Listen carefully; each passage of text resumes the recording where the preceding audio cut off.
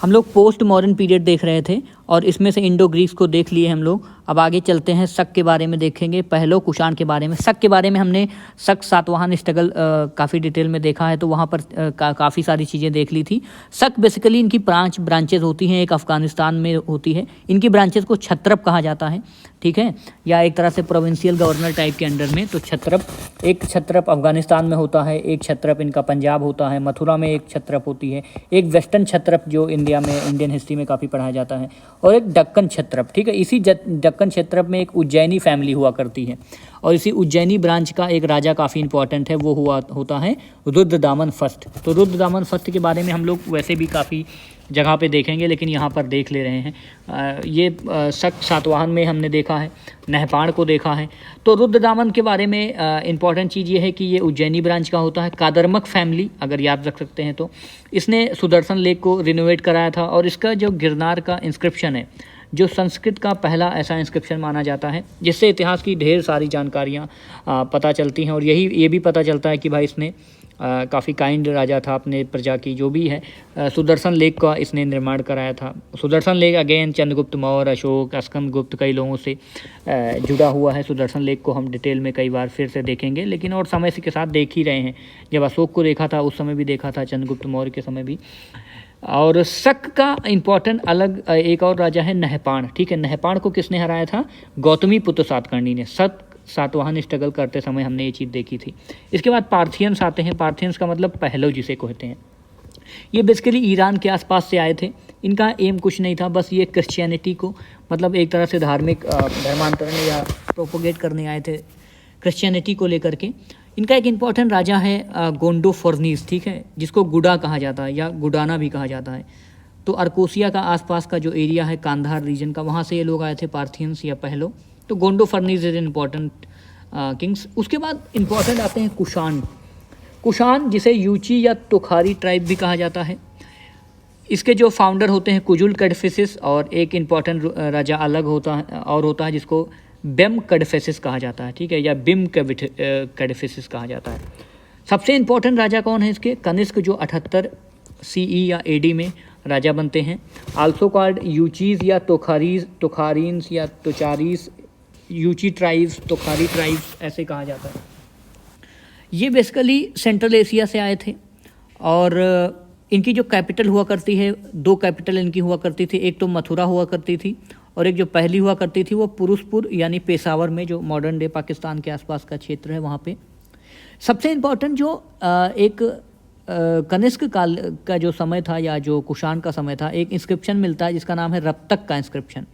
इसमें 4 इस प्लेसेस के नाम हैं। ये चारों प्लेसेस के नाम काफ़ी इंपॉर्टेंट होते हैं कि रप्तक के इंस्क्रिप्शन में कौन कौन से प्लेसेस का मेंशन है। तो साकेत के बारे में उसमें बताया गया है, कौसाम्बी के बारे में बताया गया है, पाटलिपुत्रा के बारे में बताया गया है, और चंपा के बारे में बताया गया है।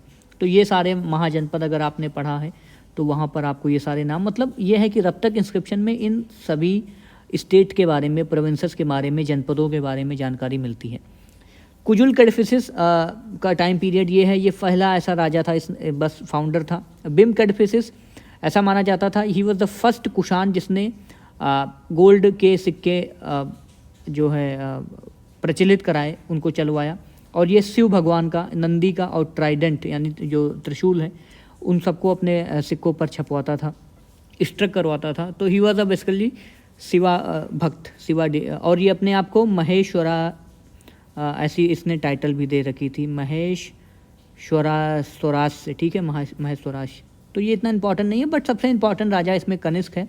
कनिष्क के दरबार में देखो कौन कौन रहता था। अश्वघोष रहते थे, नागार्जुन जिसे इंडियन आइंस्टीन कहा जाता था, पार्स रहते थे। पार्स के ही एडवाइस पर कनिष्क ने चौथी बौद्ध जो बुद्धिस्ट काउंसिल हुई थी ना, उसको ऑर्गेनाइज कराता है। चरक रहते थे, जिन्होंने चरक संहिता लिखी। वासुमित्र रहते थे, जिन्होंने विश्व कोश की रचना की। और संघ रक्षक रहते थे।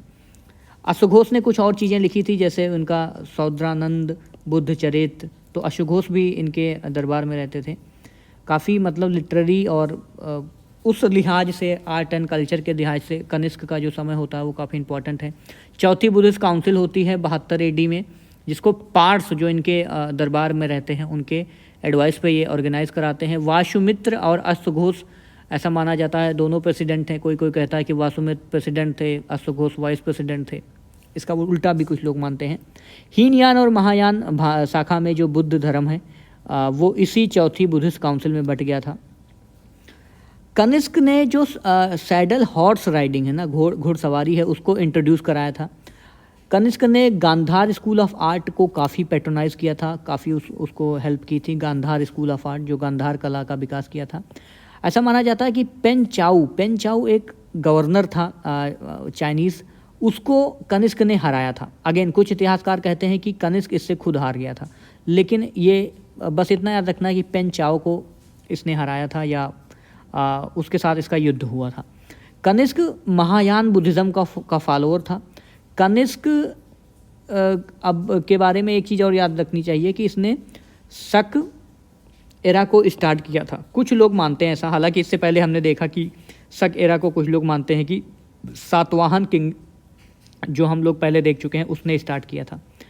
और एक चीज़ और याद रखना है हमें कि जो इंडियनाइजेशन है, कुषाण जो है इनका इंडियनाइजेशन इस तरह से होता है कि पहले देखो किस तरह से नाम हमको मिलते हैं, विम कैडफिसिस, ये कैडफिसिस, लेकिन बाद में जो इनका लास्ट रूलर होता है वो वसुदेव उसका नाम हो जाता है। मतलब पूरी तरह से इंडियनाइज हो जाते हैं ये लोग। तो ये चीज़ें हैं। इसके बाद हम लोग अब देखेंगे गुप्त पीरियड पे चलेंगे, गुप्ता काल पे, और फिर ये सारा चीज़ देखेंगे।